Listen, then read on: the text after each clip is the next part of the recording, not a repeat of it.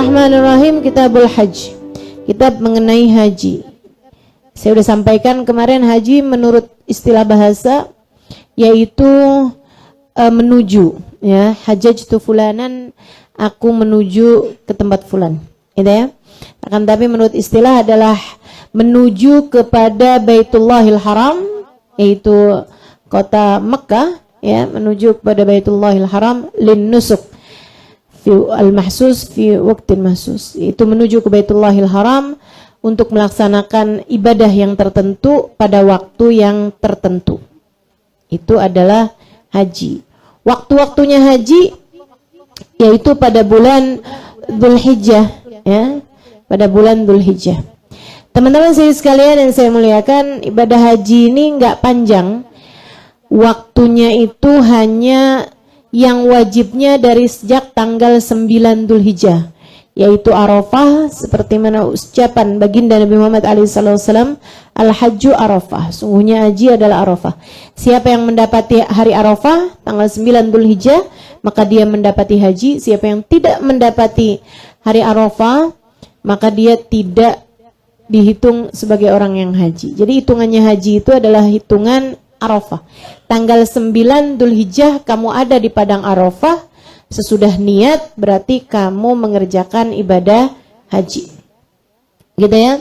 Nah, dalam haji ini ada pekerjaan-pekerjaannya, tapi ada yang berbeda urusan haji sama urusan selain haji. Apa itu? Dalam hal tentang wajib haji sama rukun haji. Kalau dalam ibadah yang lain, yang namanya wajib sama rukun itu sama, udah ya. Wajibnya salat sama dengan rukunnya salat. Ruku itu merupakan rukun salat sekaligus juga wajibnya salat. Akan tetapi dalam haji ini dibedakan. Karena orang kalau membahas haji itu ada yang namanya rukun, ada yang namanya syarat, gitu ya. Ada yang namanya sunnah.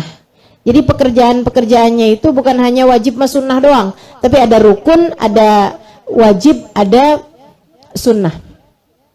Begitu ya. Ada rukun, ada wajib, ada sunnah. Itu pekerjaan-pekerjaannya haji. Gitu. Teman-teman sekalian yang saya muliakan, nah sekarang beliau membahas mengenai syarat dulu nih. Kalau syarat itu di luar ibadah, sama kayak syaratnya sholat, punya wudu, itu ya. Wudunya dikerjakan di dalam sholat atau di luar sholat? Di luar sholat. Kamu lagi ngapain di kamar mandi? Lagi sholat. Ya kagak ada ceritanya orang sholat kamar mandi. Kamu lagi wudu. Wudu itu adalah syarat sholat. Dikerjakan di luar sholat, akan tetapi sepanjang sholat kamu harus tetap punya hal tersebut, gitu ya. Kayak menutup aurat, dikerjakannya sebelum sholat apa di dalam sholat? Sebelum sholat, tapi sepanjang sholat aurat kamu harus tertutup. Dalam artian, kalau di tengah sholat aurat kamu terbuka, sama halnya dengan kalau di dalam sholat, kalau waktu sholat kamu wudunya batal, maka sholat kamu menjadi batal. Wudunya batal, auratnya kelihatan, begitu kan? Sama halnya dengan menghadap kiblat. Itu merupakan rukunnya, syaratnya sholat. Jadi sebelum sholat kamu sudah menghadap kiblat. Tapi sepanjang sholat kamu harus tetap menghadap kiblat. Kalau dalam sholat kamu berpaling arah tidak menghadap kepada kiblat, maka sholatmu batal. Seperti itu ya. Jadi ini syaratnya. Syaratnya sholat artinya berarti sejak di luar sholat itu kamu melaksanakannya, dan sepanjang sholat itu kamu harus punya itu semuanya. Syarat wajibnya haji. Nah, kalau syarat wajib artinya orang yang sudah memenuhi persyaratan tersebut, dia wajib melaksanakan haji. Kalau istilah di sini kan syarat wajib haji. Artinya orang yang telah memenuhi persyaratan ini, maka wajib baginya untuk melaksanakan ibadah haji. Tapi kalau nggak penuh semuanya, nih ada 7 nih. Kalau nggak penuh semuanya, satunya enggak atau 2 enggak, maka nggak wajib baginya untuk melaksanakan ibadah haji. Apa aja itu? Orang yang terkumpul semua 7 syarat ini, maka dia wajib mengerjakan ibadah haji. Lihat dirimu udah wajib apa belum nih ngerjain ibadah haji. 1. Al-Islamu Islam. Syara'it wujubil haji sab'atu asya. Syarat wajibnya mengerjakan haji ada 7 perkara. Yang pertama al-islamu Islam. Jadi kalau orang nggak Islam nggak wajib pergi haji. Yang wajibnya masuk Islam. Dia orang kaya loh tapi nggak pernah pergi haji, dosa loh. Lo orang dia nggak Islam, kalau dia nggak Islam ya nggak wajib haji ya kan? Wajibnya adalah untuk masuk Islam. Begitu teman-teman. Al-Islamu Islam. Wah saya Islam nih Ustazah, saya berarti wajib pergi haji. Ya lihat syarat yang lain dulu. Kalau emang kumpul semuanya 7-7-nya, kamu wajib pergi haji. Tapi kalau belum, ya belum memenuhi persyaratan. Al-Islamu Islam. Yang kedua wal bulughu baligh. Ya, jadi kalau anak kecil belum wajib haji. Ustazah kalau ada anak kecil nih dibawa orang tuanya pergi haji, kan suka ada tuh. Ya kan? Orang-orang yang duitnya banyak gitu kan. Terus dia pikir ya udahlah ninggalin anak kesianan dah. Yaudah kita bawa aja dah. Padahal anaknya masih umur 10 tahun, masih umur 9 tahun belum balik nih. Tapi kita ajakin aja dia pergi haji gitu. Soalnya ditinggalin kesianan. Ya kan? Ada kan suka yang begitu tuh. Mau pergi anaknya ikutan pergi haji gitu kan. Jadinya haji cilik nih ya. Teman-teman sekalian, yang kayak beginian gimana nih? Sah apa enggak? Sahnya sih sah aja, tapi tidak mencukupi sebagai haji wajib. Artinya nanti kalau dia balik, dia wajib haji lagi. Dia wajib haji lagi, gitu ya. Kalau dia adalah orang yang mampu, gitu kan? Dia masa kecilnya kaya, gedenya nggak kaya, ya kan aneh ya. Walaupun ada juga yang begitu, ya kan? Bangkrut misalnya gitu kan, orang tuanya. Jadi waktu kecil udah pernah pergi haji nih, tapi sekarang nggak bisa mengerjakan haji karena nggak mampu secara finansial. Nah itu yang nggak wajib haji juga gitu. Tapi yang pasti kalau dia ini dewasa dan masih tetap berada dalam kemampuan, dia hajinya yang waktu kecil itu tidak mencukupinya sebagai haji wajibnya dia. Jelas ya? Jadi yang keduanya adalah balik. Wal aqlu, yang ketiganya berakal, bukan orang yang dewasa tapi tidak cukup berakal. Disebut ODGJ. Iya kan? Sebutnya ODGJ, orang dengan gangguan jiwa. Ya, katanya kalau ngomong gila nggak sopan, mesti ngomongnya ODGJ. Menurut saya ODGJ juga nggak sopan. Kamu seneng nggak dibilang dasar ODGJ? Iya, enak kayaknya. Kalau gila masih yang ini ya, nggak semua orang ODGJ loh disebut gila. Ustaz Halimah gila pinternya. Ya nggak apa-apa sih dibilang gitu. Betul nggak? Tapi masa saya mau dibilang Ustaz Halimah ODGJ pinternya? Mendingan dibilang gila, mendingan dibilang ODGJ. Yakin?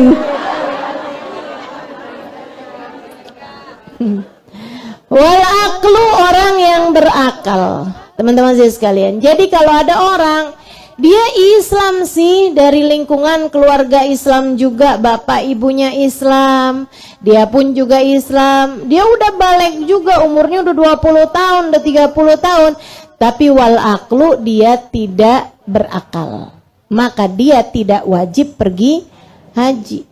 Ustazah, hitungan gak berakal tuh yang kayak gimana?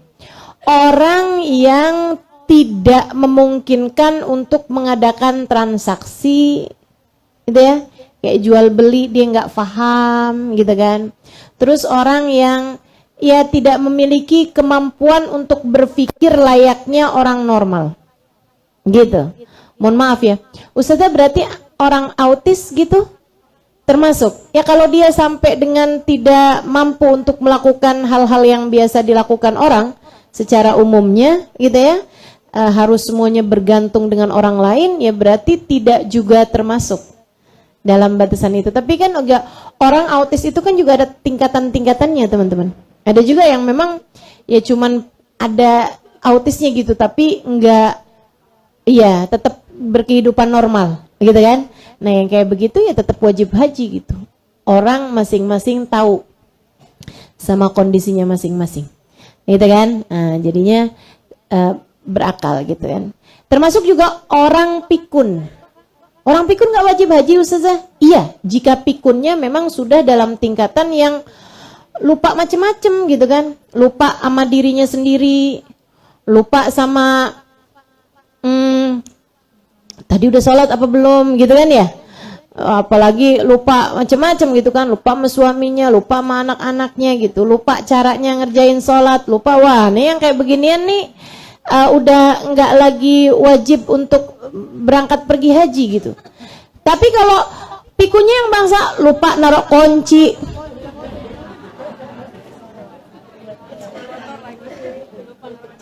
gitu ya, lupa gitu kan, lupa kalau punya suami. Pas lagi ngelihat yang lucu-lucu. Kalau kayak gitu sih tetap wajib haji ya. Bukan pikun itu namanya.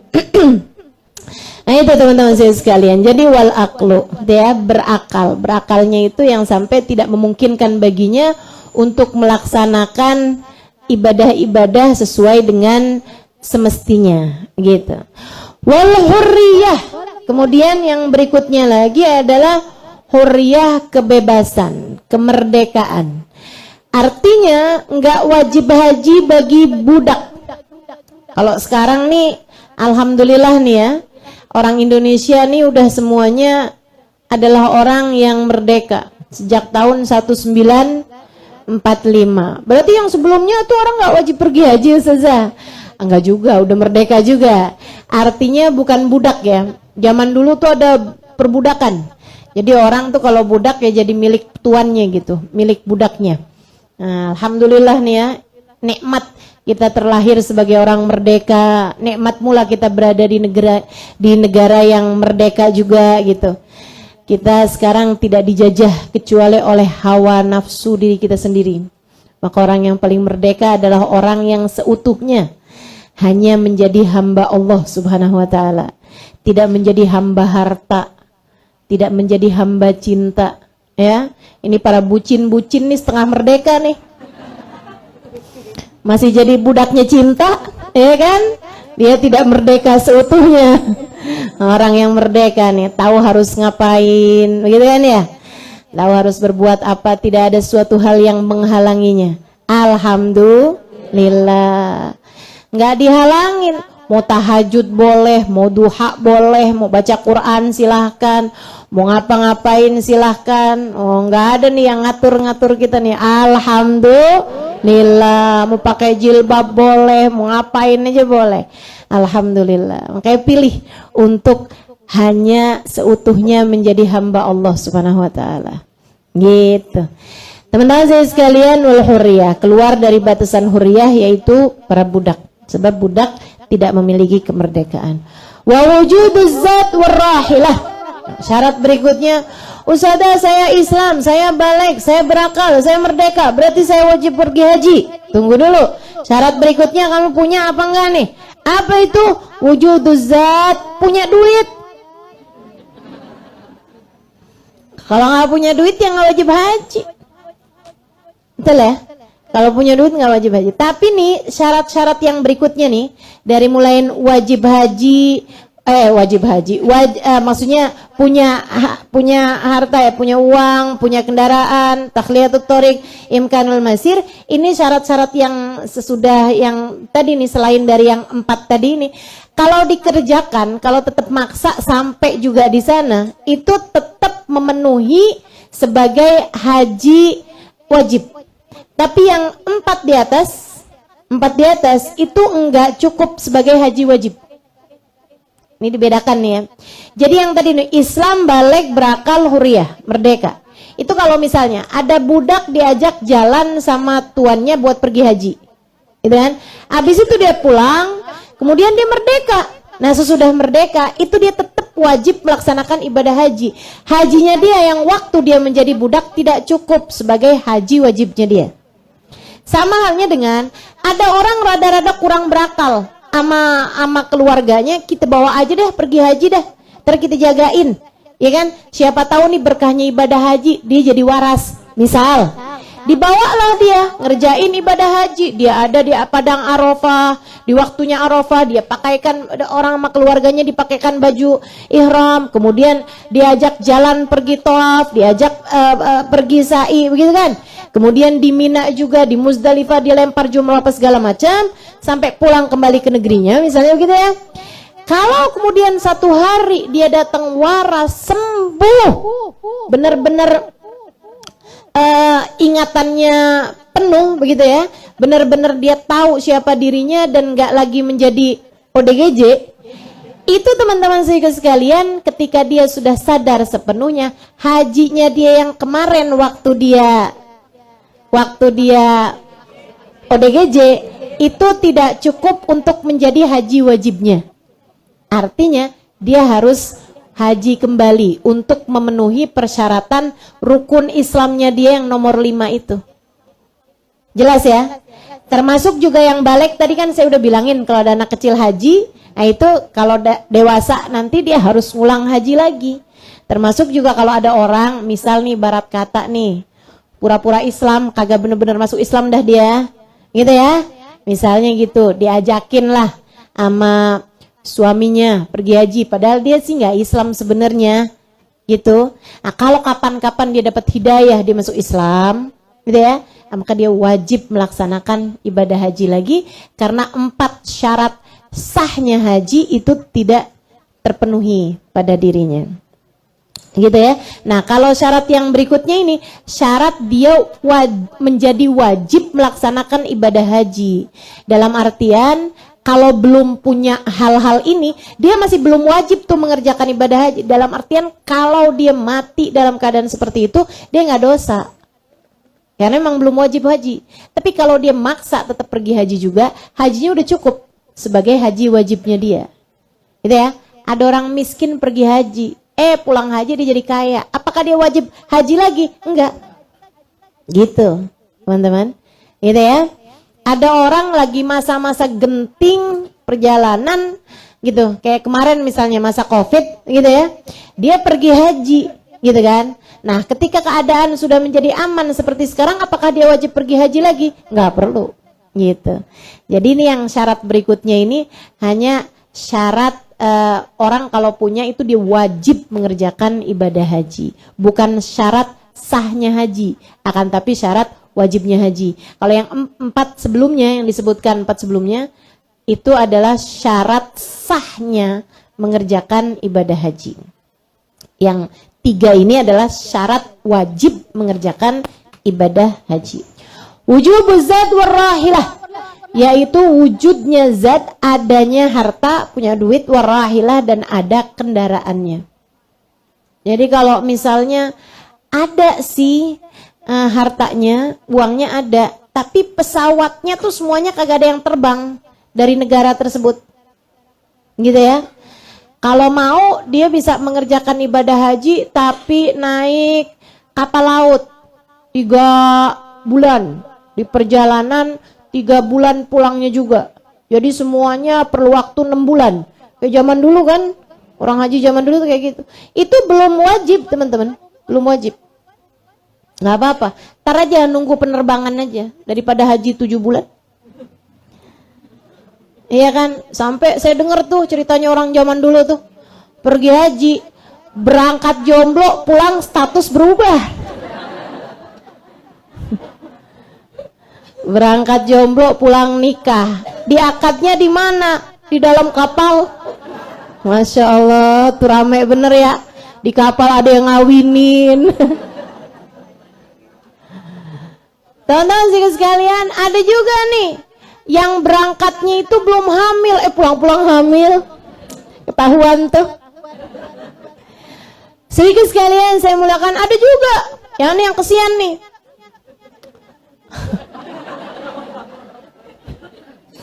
Berangkat status menikah, pulang-pulang bercerai. Ya Allah. Yang lebih kesian lagi, berangkat menikah, pulang-pulang janda. Suaminya meninggal dunia di tanah suci. Ya Allah, ya Allah. Kesian yang ditinggalin. Saya mah nggak kesian yang meninggal. Yang meninggalnya mudah seneng bener. Gitu kan? Kemarin tuh waktu saya pergi umrah. Ya Allah. Pas lagi saya nungguin ziarah makam Nabi, saya disamperin sama orang. Sama perempuan. Dia bilang, ya perempuan ya. Negesin. Disamperin saya. Dia bilang, Ustazah Halimah, Masya Allah. Ustazah Halimah kan? Saya bilang, Iya, sampai sekarang sih belum ganti nama. Saya bilang, Ustazah, Alhamdulillah bisa ketemu Ustazah di sini gitu. Habis itu terus dia bilang, Ustazah saya selalu hadir gitu, majlisnya Ustazah disebutin lah gitu. Bukan Jakarta ya. Terus dia bilang saya juga selalu dengerin live streaming Ustazah nih. Kali-kali sekarang lagi dengerin juga dia. Wallahu alam. Terus akhirnya dia cerita. Dia bilang nih Ustazah teman saya nih Ustazah. Kesian Ustazah nasehatin. Kuatin hatinya. Suaminya kemarin meninggal. Akhirnya dia cerita sendiri nih si yang janda ini. Berapa hari yang lalu suaminya meninggal. Berangkat sehat, segar, bugar. Masih muda. Paling umur belum 50 kali. Seumuran saya aja gitu. Suaminya juga katanya sih umur belum yang gak jauh beda umurnya juga sama istrinya. Lagi ziarah makam Nabi di Raudhah Asy-Syarifah meninggal dunia. Masya Allah. Yang cerita sedih. Saya dalam hati ngiri. Sebagai ngelihat yang meninggalnya, ya Allah, tuh orang dari seluruh tempat di atas muka bumi, bisa-bisanya Allah mengambil nyawanya justru di tempat terbaik yang ada di atas muka bumi ini. Habib Umar bin Hafid mengatakan, Ar-Raudhah Asy-Syarifah, tempat di mana makam Nabi Muhammad SAW berada, itu adalah afdalul biqa alal itlaq, tempat termulia di atas muka bumi ini secara keseluruhan, bahkan tempat termulia mengalahkan arsy-Nya Allah Subhanahu wa taala. Dari semua tempat di atas muka bumi ini Allah pilihkan tempatul mulia sebagai tempat ia menghembuskan nafas yang terakhir. Langsung kumpul kan itu sama yang diziarahin. Masya Allah, Masya Allah. Beruntung sekali. Buat yang meninggal. Yang ditinggal ya emang sedih banget tuh teman-teman. Masya Allah. Berangkat sehat, segar bugar. Hari itu pun juga mau ziarah ke Raudhah tuh masuk Madinah sehat, gak sakit apa-apa teman-teman. Meninggal pas di Raudhah. Dia bilang, Ustazah, saya ini meninggal anak masih kecil Ustazah. Gimana caranya saya Ustazah mau pulang ketemu anak-anak saya. Terus saya bilang gitu, abahnya udah gak ada, bapaknya udah gak ada. Ya Allah. Saya bilang tenang. Allah selalu bersamamu. Nabi Muhammad selalu bersamamu. Nanti kalau lagi munajat, kamu sholawatan menabi, kamu bilang ya Rasulullah, suami saya sudah bersamamu bukan? Sekarang sayanya minta Rasul jangan tinggalin saya. Ayahnya anak-anak saya sudah bersamamu bukan?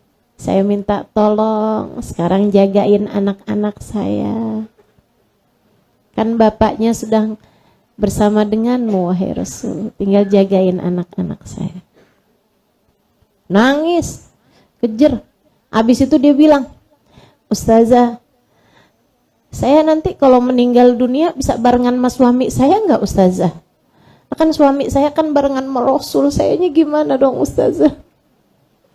Saya bilang ya kalau kamu satu frekuensi sama suamimu, satu jalan sama suamimu, satu ibadah sama suamimu dan kamu enggak nikah lagi, sesudah ini sangat mungkin tuh kamu juga bisa barengan dengan suamimu. Bukankah seseorang bersama dengan yang dia cintai?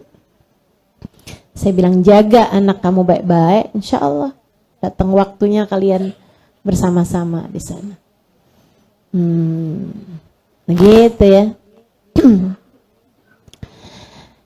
Jadi gitu teman-teman sekalian. Wujuduz zat warahilah.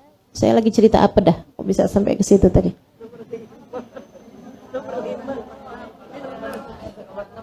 Kenapa? Iya, mampu secara finansial. Oh iya, orang dulu berangkatnya itu naik kapal laut kan. Berangkat masih punya suami, pulangnya udah janda gitu. Tapi itu kan nggak usah nunggu orang dulu, orang sekarang juga ya. Yang namanya ajal kan kita nggak pernah tahu, teman-teman. Ajal kita nggak pernah tahu. Tahunan kapan itu juga saya berangkat pergi umroh, bukan haji, malahan pergi umroh. Masya Allah. Itu juga ada satu rombongan saya. Waktu itu saya masih bawa rombongan. Sekarang sih saya udah nggak bawa rombongan lagi kalau pergi-pergi. Bawa diri aja dah. Capek kok bawa rombongan, nungguinnya lama.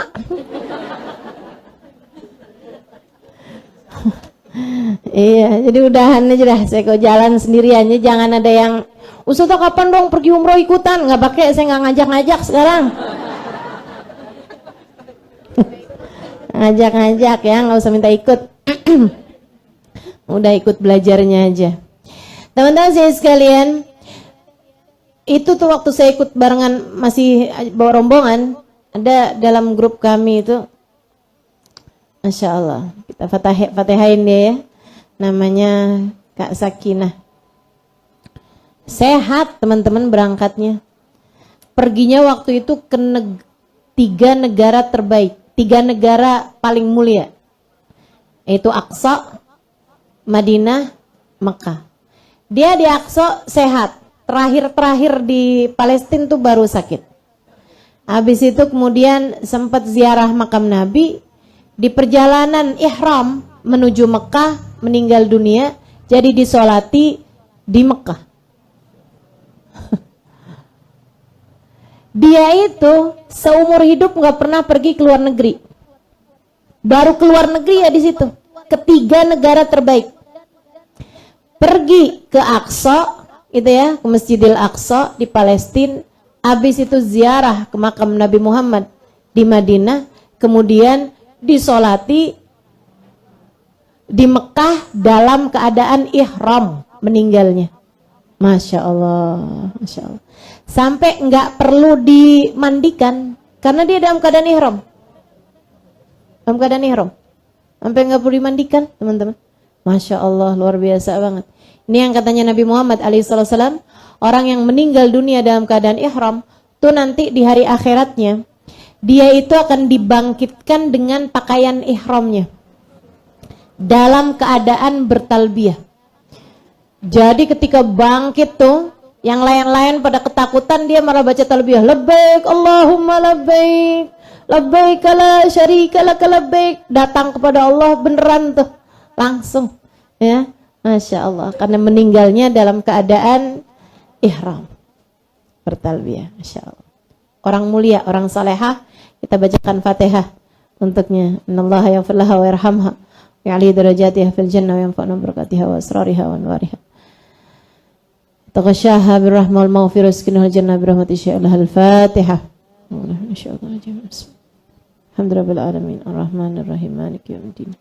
Astagfirullah ihdinas siratal mustaqim. Siratal ladzina an'amta 'alaihim ghairil maghdubi 'alaihim waladdallin. Amin. Iya, jadi syarat yang berikutnya adalah punya uang, punya harta. Nah, hartanya itu yang dibawa, uangnya itu harus cukup untuk dia berangkat, dia di sana sampai dia pulang. Jadi kalau dia cuma punya duit untuk dia berangkat doang, untuk pulangnya dia nggak punya duitnya gitu, dia belum wajib haji, teman-teman. Dia belum haji. Ustazah boleh nggak nih? Saya nih Ustazah wajib haji nggak ya? Saya ini punya uang tapi cukupnya untuk berangkat doang. Untuk pulangnya saya ngutang. Nah, itu belum wajib haji. Belum wajib haji. Atau misalnya gini, saya sering ditanya kayak begini nih, Ustazah, saya ini ikutan arisan haji. Keluar nih Ustazah arisannya nih. Jadi saya pergi haji nih, tapi nanti saya harus bayar utang saya, utang haji ini selama 10 tahun ke depan. Misalnya kayak begitu. Itu gimana nih Ustazah hukumnya? Ya kamu belum wajib haji, tapi kalau kamu haji ya boleh aja dan sah hajinya. Tapi belum wajib haji. Terus gimana Ustazah? Kalau belum wajib haji kayak begitu, saya berangkat haji apa enggak? Ya kalau kamu arisan kayak begitu ya berangkat aja. Takutnya kalau kamu pakai duitnya buat yang lain, malah akhirnya enggak berangkat haji. Kan begitu ya? Ya udah berangkat haji aja gitu. Daftar haji, insya Allah berangkat haji gitu kan. Tapi kalau saya ditanya, apakah Ustazah menyarankan kami untuk arisan haji? Enggak. Enggak, teman-teman. Yang saya sarankan adalah kalau kamu memang orang yang bekerja selama ini dan punya kemampuan, maksudnya ada tabungan untuk kamu sisihkan dalam tahun-tahun ke depan, misalnya kayak 10 tahun dari kamu bekerja itu, kira-kiranya kamu bisa lah kalau nabung gitu ya, kamu bisa berangkat haji, daftar aja. Kan daftar kan nggak harus langsung berangkat kan? Gitu ya, daftar kan mesti bayar sekian gitu kan ya, selebihnya kan kamu nunggunya kan lama tuh. Nah sepanjang lama itu kamu nabung yang sekiranya kalau datang waktunya haji nanti kamu sudah punya cukup uang untuk memberangkatkan kamu berangkat pergi haji. Jelas Bu? Jangan nggak daftar, sebaiknya kamu daftar gitu kan, kalau kamu memang punya tabungan itu, artinya kamu bekerja gitu ya, yang kemudian kamu bisa memiliki cukup tabungan untuk bisa memberangkatkanmu pergi haji. Begitu. Nah kalau misalnya Ustazah saya sih kerja, enggak sih Ustazah, tapi suami saya itu ngasih saya bulanan yang cukup untuk saya nabung buat pergi haji gitu. Itu gimana Ustazah? Ya nabung kalau gitu dan daftar aja. Daftar aja. Kalau bisa sih memang suami kamu daftar sekalian mendaftarkan istrinya. Kan begitu ya? Sekalian mendaftarkan istrinya juga. Karena kan ibadah haji ini kan masih lama nih, kuotanya di negeri kita nih sampai berapa tahun gitu katanya? 20 tahun. 50 tahun. 30 tahun. Ini gimana sih, ini kok banyak perbedaan pendapat ulama ini, gimana nih?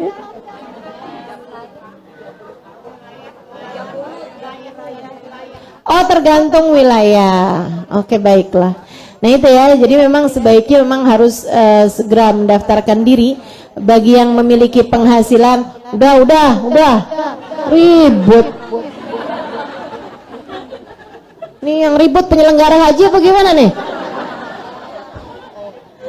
Udah nggak usah ribut-ribut ya. Teman-teman sekalian yang saya muliakan, itu saran saya. Karena memang orang tuh kalau dia mampu haji terus nggak berangkat haji dan dia mati, ini masalah. Ini masalah. Man istata an yahuj falam yahuj famat fa in sya'an yamut yahudiyan aw nasraniyya. Kata Nabi Muhammad alaihissalam, siapa yang mampu haji tapi nggak berangkat haji, kemudian dia mati, dia boleh mau milih mati Yahudi atau mati Nasrani. Tapi kalau mati Islam nggak ada, kata Nabi. Kenapa gitu Rasul? Dia nggak kepengen berangkat pergi haji, berarti ada yang masalah sama imannya. Sebab orang Muslim, orang mukmin pasti kepengen berangkat pergi haji. Bukan begitu? Orang mukmin, orang Muslim pasti kepengen berangkat pergi haji. Dan bahkan orang Muslim, orang mukmin pasti selalu rindu untuk berangkat ke tanah suci. Meskipun saya menyarankan kalau kamu udah pernah berangkat pergi haji, ya walaupun kamu mampu, jangan bolak-balik haji mulu. Kesian yang ngantri. Betul, Bu? Kesian yang ngantri, tinggal dia mulu yang berangkat. Ya kan yang lain-lain juga pengen, biar kata dia duitnya banyak juga, ya enggak? Nah itu kan banyakin kuotanya gitu. Makanya saya, ibu-ibu sekalian, saya haji baru sekali gitu. Pengen berangkat lagi, pengen. Cuman saya jadi mikir gitu nih, saya kalau berangkat lagi apa jadi nggak ngurangin kuotanya orang nih. Gitu. Tiap mau berangkat haji saya kebayang ada nenek-nenek yang jadi nggak berangkat gara-gara saya. Karena kuotanya saya ambil gitu. Makanya sampai sekarang ya udah dah, biarin dulu aja dah. Sekali itu aja dah. Mudah-mudahan kok kapan-kapan waktu gitu kan. Mudah-mudahan sih harapannya sih tetap berangkat juga gitu. Entah kapan gitu ya. Baik, teman-teman sekalian yang saya muliakan, tuh haji tuh kalau ada orang bisa berangkat haji tapi nggak mau pergi haji, kalau dia meninggal dunia, nah itu dia matinya boleh Yahudi atau Nasrani. Ustazah, kalau misalnya nih udah daftar haji tapi belum sampai masuk inian haji, dia udah meninggal dunia, kayak gitu juga nggak? Enggak, tentu aja. Itu yang tadi saya bilang tuh manisatan yahuj falam yahuj. Itu orang yang berkemampuan haji tapi nggak mau haji. Beda antara nggak mau haji dengan belum berangkat haji. Ya, kalau belum berangkat haji, padahal ya pengen, mau, begitu kan ya? Nah itu nggak termasuk. Udah daftar, tapi emang belum datang waktunya gitu kan, belum datang panggilannya gitu, belum masuk kuotanya, nah itu nggak jadi masalah. Nih yang seperti ini diharapkan keluarganya nanti kalau ada yang bisa berangkat haji, nah itu nanti mencarikan badal untuk dia gitu. Nah membadalkan ini teman-teman, sebaiknya biar nggak mahal, itu mencarikan orang di sana aja untuk membadalkan hajinya dia, mukimin, orang yang memang tinggal di sana. Jadi kan nggak mahal, nggak pakai nyari ongkos di sini, gitu kan? Yang mahal kan tiketnya tuh, yang mahal juga kan visanya. Nah kalau misalnya nyari orang ngebadalin haji di sana itu nggak mahal-mahal amat gitu. Nah itu mendingan seperti itu. Ustazah, kan lebih bagus berangkatin orang yang nggak mampu haji dari sini. Ya nggak bisa juga kayak begitu. Kenapa begitu? Karena yang namanya menghajikan badal atau membadalkan haji itu harus orang yang sudah pernah haji buat dirinya sendiri gitu. Begitu. Jadi menurut saya sih lebih baik cari orang mukimin di sana gitu buat ngebadalin ibadah haji, gitu kan? Gitu ya. Wujuduz zat warahilah. Kalau misalnya punya uangnya cukup untuk dia berangkat selama di sana sama dia pulang, tapi dia tuh juga punya orang-orang atau keluarga yang dia tinggalkan di negerinya dan itu enggak dikasih sangu atau uangnya belum nyampe untuk ngasih tinggalan selama dia pergi. Apakah dia wajib mengerjakan pergi haji? Belum wajib. Jadi uangnya itu cukup untuk dia berangkat, selama di sana dia pulang dan meninggalkan meninggalkan uang yang cukup untuk selama dia pergi di sana kepada orang-orang yang dia wajib nafkahnya. Gitu. Tapi kalau misalnya keluarganya ridho, Ustazah, ya nggak apa-apa kalau keluarganya ridho. Itu tadi yang saya sampaikan. Ini adalah syarat wajib pergi haji, gitu ya. Tapi kalau misalnya dia pergi haji juga, walaupun dia tidak memenuhi persyaratan ini, yang ini nih, yang memiliki harta dan ada kendaraannya, itu ya yang kayak beginian ini, dia hajinya tetap sah. Hajinya tetap sah. Dan cukup untuk menjadi ibadah haji. Salah satu yang dilakukan sama Hatim al-Asam. Teman-teman saya sekalian, Sayyidina Hatim itu waktu mau pergi haji, dia tuh uangnya nggak cukup sebenarnya. Jangankan buat ninggalin keluarganya, dia buat selama di sana aja itu nggak ada. Dia cuman punya uang buat ongkos berangkatnya doang. Ongkos selama di sana sama ongkos pulang dia nggak ada. Tapi dia kepengen banget berangkat pergi haji. Jadi dia rundingan sama keluarganya. Zaman itu di negaranya dia nih nggak pakai kuota-kuotaan nih, berangkat haji siapa aja juga pengen haji ya bisa langsung berangkat gitu. Jadi dia pun bilang sama keluarganya, sama anak-anaknya, dia bilang, nak, gimana nih nak, nih Hatim al-Asam nih ulama, tawadhu, miskin, terkemuka, ya, ulama terkemuka, sangat tawadhu, tapi memang miskin gitu hidupnya. Itu dia pernah, kenapa sampai dapat julukan Hatim al-Asam, teman-teman, Hatim yang tuli. Itu dia nggak beneran tuli padahal. Akan tetapi berpula-pula tuli untuk menutupi aibnya seorang perempuan yang ketika bertanya kepadanya, dia mohon maaf buang angin besar. Buang angin kok besar? Buang angin. Ini juga kagak ada yang benerin nih ibu-ibu nih. kayak ada yang salah tapi apa gitu ya. Dengarnya ya. Buang angin ibu-ibu. Tapi memang besar suaranya. Malu banget dong. Lagi di hadapan ulama, Bu. Dia lagi nanya satu hukum, dia pergi menemui Hatim Al-Asam gitu kan. Dia bilang, "Syekh, saya ada pertanyaan nih yang mau saya tanyain. Urusan rumah tangga nih, Syekh." "Oh iya, silahkan Bu," gitu kan. Duduk nih si ibu nih di situ. Syekh Hatimnya nunggu di sini kan. Duduk, nunduk Syekh Hatimnya. Ada perempuan nanya gitu. Pas lagi mau ngomong begini nih, Syekh. Ini kayaknya udah ada backsoundnya nih ya. Kedengeran lah suara gitu kan. Waduh, malunya nih perempuan. Malu banget, ya ampun. Aduh, ini kayak muka nih kayak mau ditaruh di mana dulu gitu. Mau disimpan di mana dulu gitu. Ya Allah, malu banget gitu sama Syekhnya. Hatim Al-Asam ngomong kayak gini nih. "Apa Bu? Tadi Bu ada ngomong. Mohon maaf Bu, boleh agak dikeraskan suaranya, saya nggak dengar." Oh, alhamdulillah. Alhamdulillah. Syekhnya tuli, alhamdulillah. Berarti tadi waktu saya kentut tuh nggak kedengeran, alhamdulillah. Jadi begini Syekh. Maaf Bu, boleh agak kerasan lagi Bu. Saya nggak denger nih Bu. Begini nih Syekh.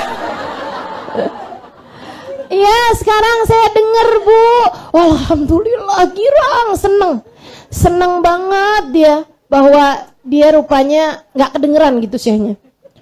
Udah tuh ibu-ibu saya sekalian. Abis saya nanya, Syekhnya suaranya kenceng. Sejak hari itu Syekhnya itu bersuara kenceng. Biar orang tahu bahwa beliau tuli. Kenapa gitu? Karena si ibu itu tuh tinggal satu kampung sama Syekh Hatim. Kalau dia satu hari tahu bahwa sebenarnya Syekh itu nggak tuli, kan dia malu gitu. Ya ampun, jadi Syekh itu nutupin aib saya. Sepanjang hidup perempuan itu, Syekh tersebut berpura-pura tuli hanya untuk tidak menyinggung perasaan ibu itu. Biar ibu itu tetap besar hati, teman-teman. Coba tuh, luar biasa bener gak sih? Luar biasa, para ulama kita nih rahmatnya terhadap umat luar biasa, luar biasa. Makanya mudah-mudahan nih kita dikaruniai para ulama-ulama juga nih ya, yang jadi orang yang bisa menebarkan rahmat dan kasih sayang. Ini juga nih yang pada jadi ulama, yang pada jadi ustadz, pada jadi ustazah nih, termasuk yang di depan ibu-ibu saat ini nih. Mudah-mudahan doain biar punya rahmat yang besar sama umat. Biar bisa jadi kepanjangan dari apa yang disebutkan Allah tentang Nabi Muhammad, wa ma arsalnaka illa rahmatan lil alamin, dan kami utuskan kau sebagai penebar kasih sayang di atas muka bumi ini wahai Nabi Muhammad. Mudah-mudahan para ustadz, para dai, para ustazah, para daiyah, mudah-mudahan dijadikan Allah Subhanahu wa taala sebagai orang yang bisa menebarkan rahmat dan kasih sayang di atas muka bumi ini insyaallah. Amin ya rabbal. Syekh Hatim. Teman-teman saya sekalian, sejak hari itu dia berjulukan Hatim Al-Asam.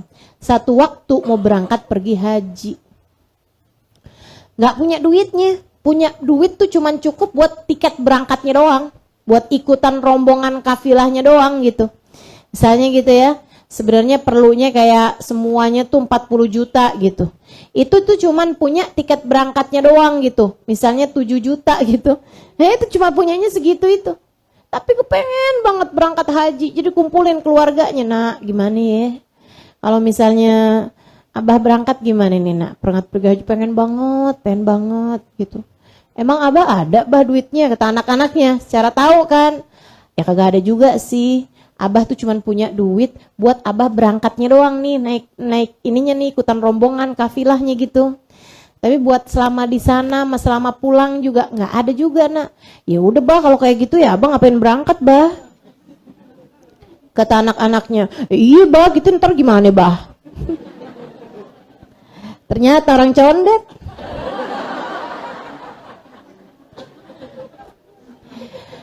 Teman-teman saya sekalian, kecuali anaknya yang paling kecil.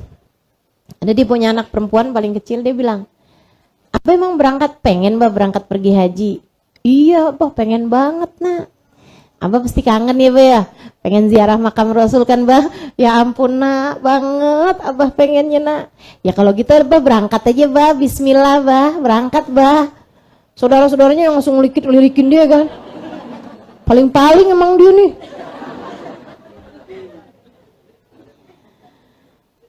Gimana nak? Nanya sama yang lain. Iya bismillah, kata adeknya nih. Udah Abah kesian loh, pengen berangkat. Udah bismillah. Tenang aja, kan ada Allah, bismillah.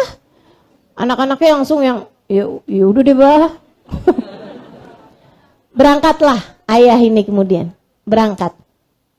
Abahnya berangkat, teman-teman sekalian. Subhanallah, di tengah jalan ini ya, maksudnya jalan darat gitu kan. Zaman itu naik kendaraan gitu kan. Jadi sekalian saya muliakan, di tengah jalan di rombongan tuh ada anaknya pengusaha paling kaya di situ, gitu ya. Kena gigit kalajengking. Namanya kan jalan darat turun gitu ya. Mereka makan ini apa segala macam di rombongan nih kafilah nih kayak masak-masak, kemudian makan gitu kan. Ya mungkin ada kayak rombongan travelnya gitu ya, yang iniin perjalanan buat makannya apa segala. Ada salah satu anaknya itu kena gigit kalajengking. Akhirnya nanya nih sama semua rombongan, ada yang bisa ngobatin nggak? Ada dokter nggak? Ternyata nggak ada dokter. Ada yang bisa ngobatin nggak? Ternyata nggak ada juga. Ada ulama gitu atau syekh atau apa gitu yang bisa ngobatin? Oh ada Syekh Hatim, ada Syekh Hatim Al-Asam. Akhirnya panggillah Hatim ini. Dia bilang, tolong saya nih di rombongan ada yang kena ini nih gigit kalajengking nih. Ya udah bismillah. Beliau pun kemudian baca-baca doa-doa gitu ya, minta sama Allah Subhanahu wa taala, bacain air ini apa. Orang itu diminimin air, kemudian airnya juga ditaruhin di yang sakit, bacain Fatihah apa segala macam gitu. Subhanallah sembuh. Subhanallah sembuh. Waduh, seneng banget tuh, girang banget tuh pengusaha. Terus akhirnya pengusaha itu bilang, "Syekh, apa nih yang bisa saya bantu buat Syekh?" Segitunya Syekh Hatim bilang tuh, Enggak ada. Alhamdulillah. Enggak usah bantu apa-apa. Tuh orang soleh kayak begitu tuh. Enggak modelan yang semua orang tahu kalau kamu ada kebutuhan. Masya Allah, semuanya diceritain. Ini saya bayangin nih kalau Hatim Al-Asam modelannya kayak beginian nih. Ya ampun Pak, kebenaran banget dah. Emang ini kayaknya rezeki dari Allah buat saya. Saya nih berangkat pergi haji nih, kagak punya bekelan sebenarnya. Cuman ya udah saya maksain aja dah, namanya kan melaksanakan rukun Islam yang kelima. Nggak ada tuh teman-teman, nggak ada, nggak perlu. Alhamdulillah, makasih. Udah, beliau jalan. Orang kemudian pada bilang sama pengusaha tersebut itu Syekh Hatim itu orangnya memang kayak begitu, tawadhu, tapi memang dia kekurangan sebenarnya secara ekonomi. Oh gitu. Dimanggil lagi kemudian Hatim. Syekh Hatim, minta maaf. Saya minta tolong sama Syekh untuk diterima ini. Insya Allah cukup untuk selama perjalanan dan sampai dengan kepulangan. Semuanya dalam tanggungan saya. Semuanya nih pengeluaran saya nih selama jalan, selama pulang, bahkan kalau perlu buat oleh-oleh juga nih. Semuanya dari saya. Alhamdulillah. Makasih Pak. Udah gitu doang.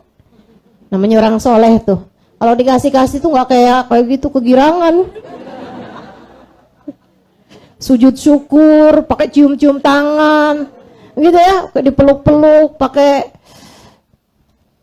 sama pengusahanya pakai dikamerain. Terus pakai caption, alhamdulillah membantu seorang syekh. Ibadah hajinya dengan biaya saya. Semoga Allah terima, amin. Enggak gitu. Duh. Orang sekarang tuh ya, saya bisa saya kadang-kadang tuh ngebayangin kayak gini, itu tujuannya apa ya? Apa meringankan tugas malaikat? Malaikat Raqib sampai bingung mau nyatet apa aja nih, kayaknya semuanya udah dicatat.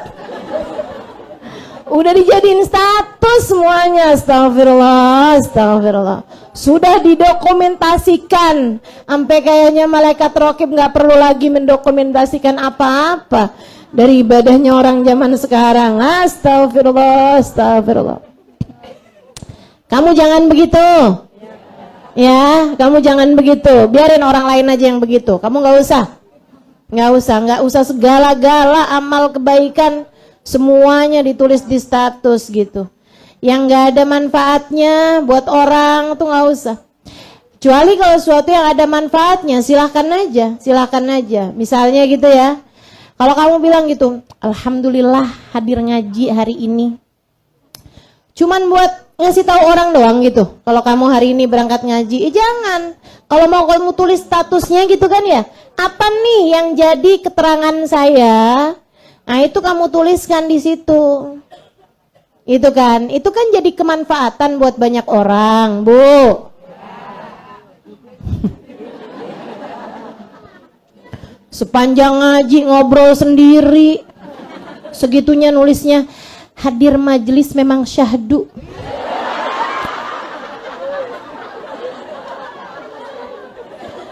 Hadir majelis penuh khusyuk. Hadir majelis adalah sama dengan healing hakiki.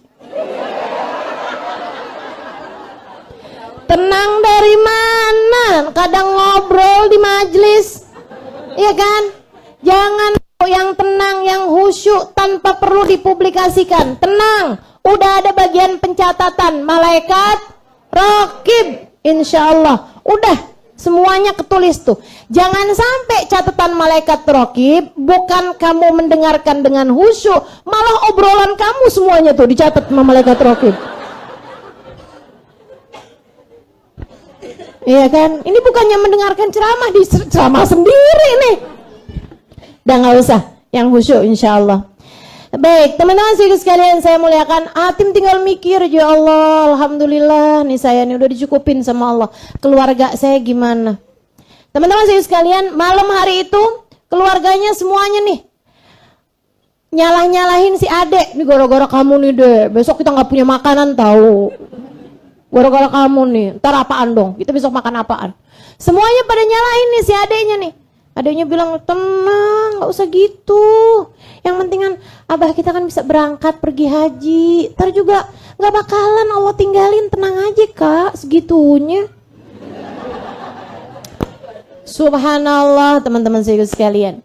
Besokannya, subhanallah, Allah subhanahu wa ta'ala tuh emang gak pernah ninggalin hambanya kok. Kamu nih seumur hidup, pernah emang sama Allah dibiarin lapar?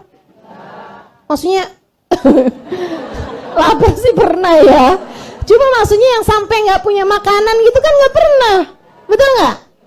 Kamu sampai nggak punya pakaian buat kamu pakai kan nggak pernah. Mohon maaf Ustazah nggak hadir ngaji hari ini. Kenapa gitu? Nggak punya kerudung. Pernah kayak begitu? Nggak pernah teman-teman sekalian, nggak pernah. Allah subhanahu wa ta'ala cukupin kok selama ini kebutuhan kita gitu. Sampai perlu diet tuh kita tuh dari kebanyakan makan. Ya kan, dari banyaknya makanan yang kita punya gitu, sampai bukannya kita itu minta rezeki makan sama Allah Subhanahu wa taala, sampai perlunya kita minta sama Allah, ya Allah, kurangin berat badan saya. Ya Allah, ya Allah. Teman-teman sekalian yang saya muliakan, besoknya Allah Subhanahu wa taala bikin seorang raja melintas di rumah tersebut. Kebetulannya pas melintas, kebetulannya pas haus. Secara kebetulan pula, nah ini kan buat manusia kebetulan. Buat Allah Subhanahu wa taala emang semuanya udah aturan. Aturannya Allah Subhanahu wa taala Allah bikin pas dia lewat di situ. Pas dia haus, pas semua airnya habis. Jadilah dia bilang, "Ya ampun, haus banget saya." Akhirnya dia berhenti. Yaudah dia mintain air deh di sini. Ketuk rumah. Kemudian dibilangin, gitu kan, ini ada tuan kita lagi kehausan di sini, boleh minta air enggak? Air doang makan punya, biar kata enggak punya temen-temennya air, iya kan? Jadi disuguhin lah air, yang enggak punya singkong rebus, ya pisang goreng segala macam enggak ada, suguhin air doang. Teman-teman saya sekalian, dia minum, tapi nih namanya rumahnya ulama ya. Biar kata nggak punya, tahu caranya nyuguhin orang, karena biasa kedatangan tamu. Kan gitu. Nah, dari cara nyuguhinnya tuh ketahuan, ini bukan rumahnya orang biasa. Kayak gelasnya bagus, bersih gitu ya. Cara nyuguhinnya tuh bener gitu. Jadi dia pun abisnya minum, terus dia juga minta menuhin girbah tempat airnya tuh dengan air mereka gitu kan. Dia ngerasa, ini rumahnya siapa sih nih? Kok kayaknya bagus bener nih nyuguhinnya. Karena gak ada yang turun dari rumah tersebut, secara semuanya perempuan. Orang-orang yang terdidik, orang-orang yang bertakwa gitu ya. Jadinya dia hanya naruhin airnya aja gitu di luar gitu kan. Ini rumahnya siapa nih? Dia bilang ini rumahnya seorang syekh namanya Hatim Al-Awsam. Oh, Syekh Hatim itu rumahnya di sini. Wah, Masya Allah, Alhamdulillah benar ya. Kita ini apa namanya pas di sini gitu. Kalau gitu boleh saya ketemu sama Syekh Hatimnya, katanya raja itu. Maaf Tuan Raja, Syekh Hatimnya lagi pergi haji. Oh, Masya Allah, lagi pergi haji nih. Kalau gitu aja deh, turunin nih barang-barang kita nih, turunin. Biar ngasih kepada sahibatul hajah, kepada sahibul hajah ya, sahibul bait gitu. Orang yang ada di rumah ini biar kita kasih semuanya. Jadi turunin nih semuanya nih, beras, gandum, apa segala macam. Termasuk juga uang yang dibawa sama si raja ini diturunkan hadiah buat Syekh Hatim Al-Awsam. Kirim salam ya, mohon doa buat syekhnya, makasih airnya, alhamdulillah gitu. Jalan terus teman-teman sekalian. Masya Allah, Masya Allah. Waduh, seneng semuanya tuh yang di rumah. Alhamdulillah nih cukup nih buat ampe bapak kita datang nih, abah datang nih, masih cukup nih. Uangnya yang dikirimkan dan maksudnya uang yang ditinggalkan di situ termasuk makanannya apa sebuahnya itu cukup ya buat sampai dengan ayahanda mereka pulang. Malam hari itu semuanya pada seneng, ketawa-ketawa semuanya kecuali yang kecil. Si adek nih. Katanya kakak-kakaknya, lo emang berasaan hasut nih deh sama kita nih dek nih. Roman-romannya nih. Kamu nih kayaknya hasut nih sama kita nih. Saat kemarin kita pada sedih, kamu senang sendirian. Di saat sekarang kita senang, kamu sedih sendirian. Kata adanya, kagak kak, saya mah bukannya sedih nih hari. Senang saya juga. Cuman saya lagi mikir. Mikir apa lagi sih kata kakaknya. Saya cuman lagi mikir, ya Allah, baru raja di dunia ngelihat kita nih udah dipenuhin. Gimana kalau raja dunia akhirat ngelihat kita? Kalau ngelihat aja akhirat, ngelihat keadaan kita apa nggak dipenuhin, nggak dicukupin semuanya. Masya Allah, Masya Allah. Yang kita juga begitu ya. Mudah-mudahan Allah SWT berkenan melihat kita dan memenuhi semua kebutuhan-kebutuhan kita. Kebutuhan dunia, kebutuhan agama, kebutuhan kita di atas muka bumi, hingga kebutuhan kita di dalam perut bumi. Ketika kita sudah menjadi bagian dari penghuni alam kubur kita. Mudah-mudahan semua hajat-hajat kita dipenuhi Allah Subhanahu wa ta'ala, insyaallah. Amin ya rabbal alamin. Makanya saya ingat-ingat tuh Sayyidil Habib Umar bin Hafid. Kalau saya minta doa sama beliau, itu saya kebetulan dulu itu menurut manusia ya, tapi dalam pandangan Allah kan gak ada yang kebetulan. Saya itu waktu tinggal di Daruz Zahra, tinggalnya di kantor, tinggalnya di tempatnya guru-guru gitu. Saya sama satu teman saya gitu ya, karena memang diamanati untuk jagain kantor, jagain ruangan yang ada kantornya gitu. Dan di situ telepon itu adanya di situ. Kalau anak santri kan nggak boleh bawa HP kan, nggak bawa HP. Jadi semua orang tuh kalau teleponnya di situ gitu.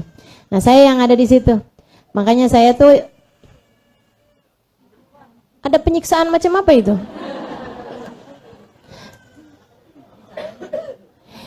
Iya, jadi saya sering nerima telepon dari orang-orang dari berbagai macam negara itu ya. Makanya udah ini deh. Saya jadi biasa berbincang-bincang dengan berbagai macam bahasa gitu kan. Tapi ya tetap aja yang saya tahu cuma bahasa Indonesia sama bahasa Arab doang. Akhirnya teman-teman, saya juga termasuk sering nerima telepon dari Sidil Habib Umar bin Hafid ketika mencari Hubabah atau mencari anak-anaknya, gitu kan. Kalau nyari terus adanya di Darul Zahra, kan telepon tuh.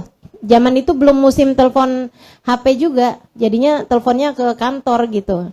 Jadinya saya sering nerima telepon dari Sidil Habib Umar bin Hafid. Nah itu saya suka minta doa sekalian, kan ya itu ya, sambil menyelam minum air gitu. Jadi kalau saya nerima telepon dari beliau tuh, saya langsung minta doa gitu. Biasanya beliau tuh kalau telepon nggak pakai halo gitu, enggak. Beliau bilang gini, Allah Allah, Allah Allah. Langsung tuh saya tahu, lebek Habib gitu kan, lebek Habib. Beliau bilang gitu kan, boleh panggilkan saya Nur gitu, atau boleh panggilkan saya sesuatu dari yang beliau cari lah gitu. Saya akan bilang marhaba gitu, marhaba. Saya akan carikan, tapi sambilan gitu, Bib, doain saya. Alhamdulillah itu ya, kayaknya banyak dapat berkahnya orang-orang nih. Saya makanya ilmunya manfaat. Mudah-mudahan jadi sebab ilmu manfaat insyaallah. dapat doa guru gitu ya. Ini salah satu penyebab dari ilmu manfaat, ilmu berkah gitu.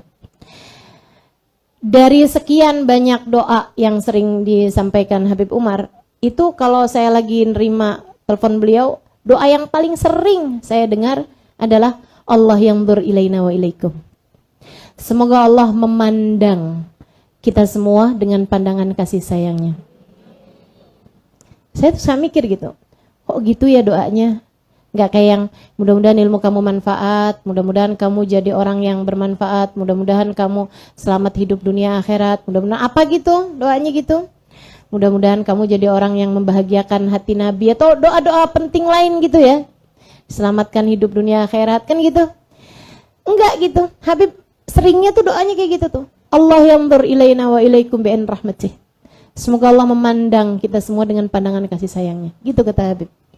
Masya Allah.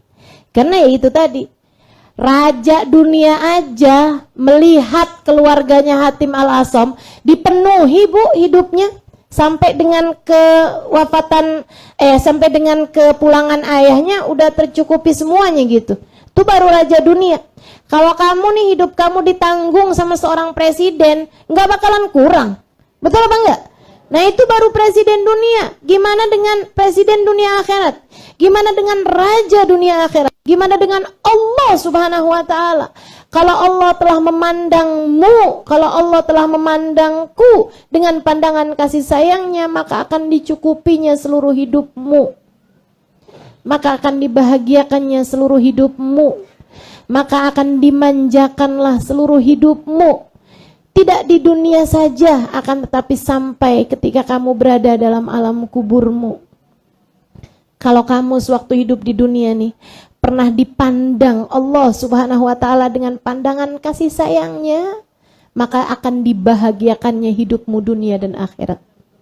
Makanya penting buat kita minta nadrah dari Allah subhanahu wa ta'ala. Penting buat kita minta dilihat sama Allah subhanahu wa ta'ala. Penting untuk kita minta dipandang sama Allah subhanahu wa ta'ala dengan pandangan kasih sayangnya.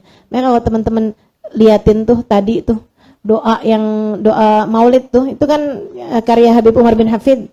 Maulid yang kita baca tadi nih karya guru saya ya, guru kita Al-Habib Umar bin Hafid. Salah satu doanya, wangdur ilaina waskina ka'sal hana.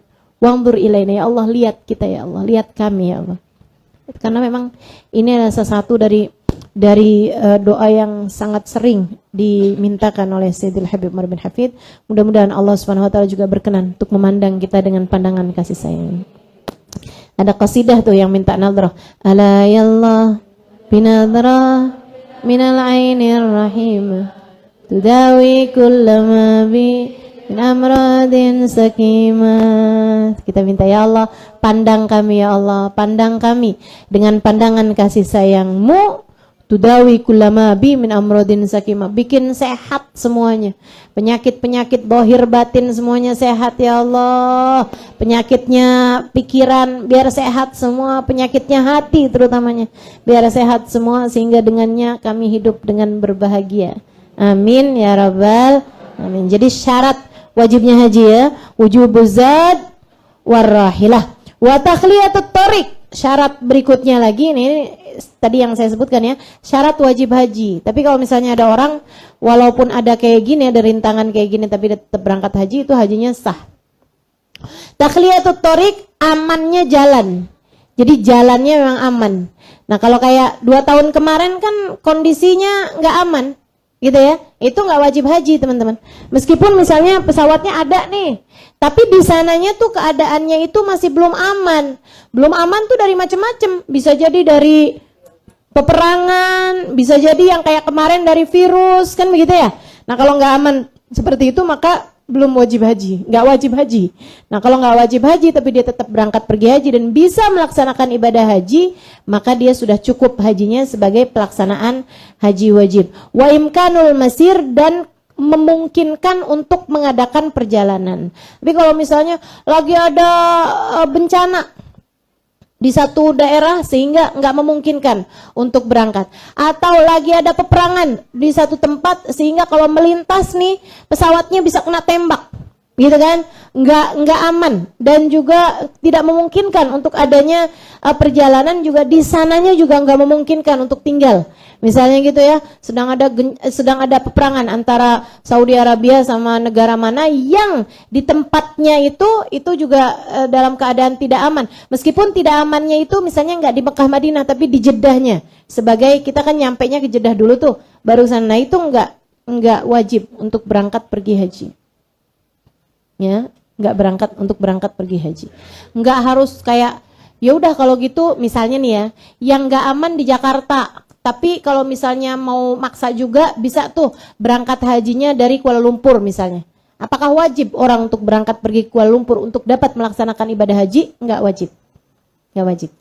Jadi itu harus aman jalannya dan juga memungkinkan untuk bisa bepergiannya, untuk bisa berangkat ke sananya. Begitu ya. Arkanul hajj arba'ah wallahu a'lam bissawab.